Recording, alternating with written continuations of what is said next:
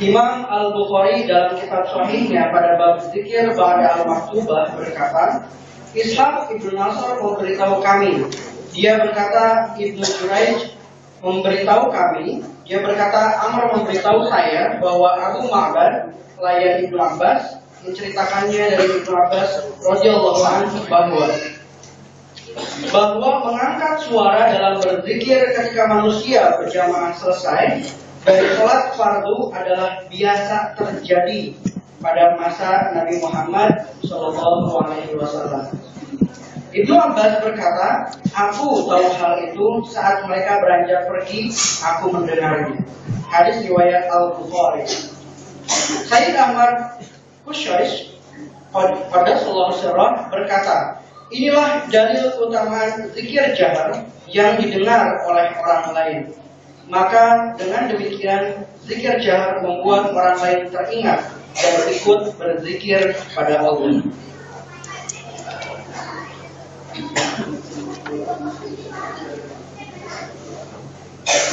Bismillahirrahmanirrahim.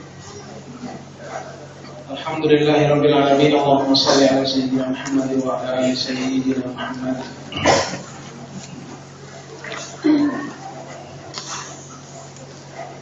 Sebuah pertanyaan yang kecil adalah orang sering bilang zikir kayak kita, zikir kayak thariqah nggak ada di zaman Nabi. Gitu kan? Nggak ada tuh di zaman Nabi. Yang ngomong begitu saya yakin usianya udah ratusan tahun.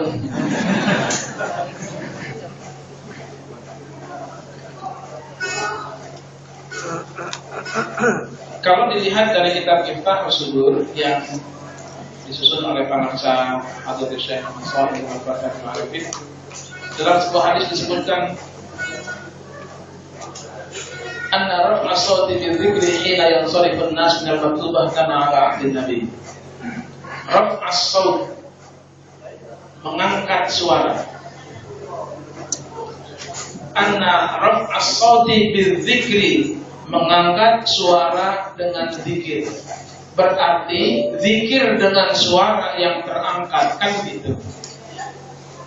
Anna raf'a sawti bi dzikri, sesungguhnya zikir dengan suara yang terangkat, sesungguhnya zikir dengan suara yang keras. Karena kata-kata rafa'a, ya angkat suaranya, berarti kan keraskan lagi, up, angkat lagi seperti ini. Mengangkat suara berzikir, zikir dengan suara yang terangkat. Hina yang sharifun nasu minal maktubah, ketika orang-orang yang sholat maktubah, yang sharif sudah mulai pada bubar. Karena ala ahdin Nabi, terjadi di zaman Nabi. Jadi zikirnya bukan saat sholat, tapi zikirnya ketika orang sudah mulai bubar dari sholat. Sudah biasa di zaman Nabi seperti itu. Karena ala ahdin Nabi, karena itu terjadi. Lantas kenapa mereka mengatakan bahwa zikir dengan suara yang keras tidak ada di zaman Nabi? Baca dulu Sahih Bukharinya. Sudah jelas? Kalau sudah demikian, Ahmad Qasyas, kalau Indonesianya disebut Qasasi, ya kan? Kadang-kadang orang bilang Qasasi itu nama apa sih? Ini nama ulama. Makanya kebetulan DKM di Masjid Fajar Nurnya itu Ahmad Qasasi, senang banget kalau saya baca dalil itu. Sayyidi Ahmad Qasyasi, katakanlah seperti itu. Hada dalilu fadli dzikril jahri. Ini adalah keutamaan dari zikir jahar alladzi yasma'uhul ghairu, yang dapat didengarkan oleh orang lain. Fayadhkurullaha bidzikri. Karena kita mendengar orang lain berzikir, maka kita jadi ikutan. Orang yang membaca Quran berpahala. Orang yang mendengarkan baca Quran berpahala. Orang yang zikir berpahala. Orang yang mendengarkan zikir, siapa yang berpahala? Itu kan kata Bapak. Sekarang majlis zikir begitu banyak. Ada majlis zikir yang hidup dan muncul pas musim-musim kampanye. Ada, nggak usah disinggung, nggak usah disebutin. Ada gubernur yang bikin majlis zikir, bagus, bagus. Semuanya nggak ada yang jelek. Ada zikir dilagu-laguin, ada orang zikir pakai ini, metode itu, ada zikir dengan pengobatan, ada zikir dengan menangis, ada zikir, wah macam-macam banyaknya. Sekarang kita lihat bagaimana konsep pangar sahabat yang dituangkan di dalam kitab Muntah Sudur bersumber dari Nabi. Ala adulluka ala malakil amri alladhi tusibu bihi khairai dunya wal akhirah. Nabi bilang, mau nggak saya tunjukin malakil amri, sesuatu yang sangat besar, sangat penting, alladzi tusibu bihi khairai dunya wal akhirah, yang kalau kamu lakukan maka kamu akan mendapatkan dua kebaikan, dunia dan akhirat. Ditanya seperti itu, sahabat bilang, oke, bala. Kemudian Nabi bilang, alaika bimajalisil dzikri. Bimajalisil dzikri, tetaplah bersama dengan majlis zikir. Wa idza khalauta faharrik lisanaka bi dzikrillah. Pertanyaannya, majlis zikir yang mana kalau begitu? Ini menjadi sebuah pertanyaan. Majlis zikir yang mana yang sesuai dengan perintah Nabi? Apakah semua majlis zikir? Tak dulu. Yang kalau wa idza khalauta, yang apabila kamu dalam keadaan sendiri, faharrik lisanaka bi dzikrillah, yang kalau kita dalam keadaan sendiri kita bisa menduplikasikan zikir itu.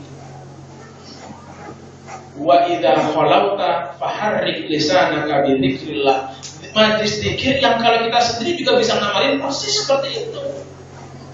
Itu yang diinginkan oleh Nabi. Apakah semua majlis zikir bagus? Bagus. Tapi apakah semua majlis zikir bisa diikuti zikirnya oleh kita saat kita sendirian? Belum tentu. Kadang-kadang ada zikir yang tergantung sama kiainya.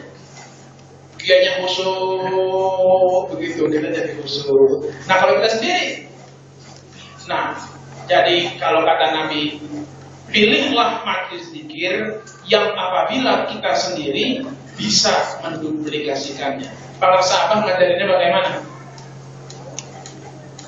Bagus kan? Bisa nggak kita zikir sendiri di rumah? Nah itu. Wallahu a'lam bishawab. 2 pasal sudah selesai, kita ganti pasal 3. Maaf, ini kajian buku. Kalau pengerasaan dengan jajan, kajian kitab. Kalau kajian kitab lebih mendalam. Kalau kajian buku ya namanya buku, ya. Jadi cetek-cetek dikit lumayan lah buat main cepat gitu ya. Oke, lanjut.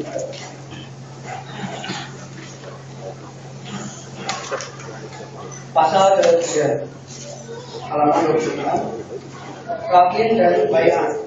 Apakah talqin ada di zaman Rasul? Al-ahd atau janji setia untuk mengabdi kepada Allah memiliki dasar yang bersumber dari hadis Rasulullah SAW, yaitu ketika beliau membaiat para sahabat sebagai berikut. Ahmad dan At-Tabrani dan selainnya radhiyallahu anhum meriwayatkan bahwa Rasulullah SAW telah mentalkin para sahabatnya baik secara berjamaah maupun sendiri-sendiri.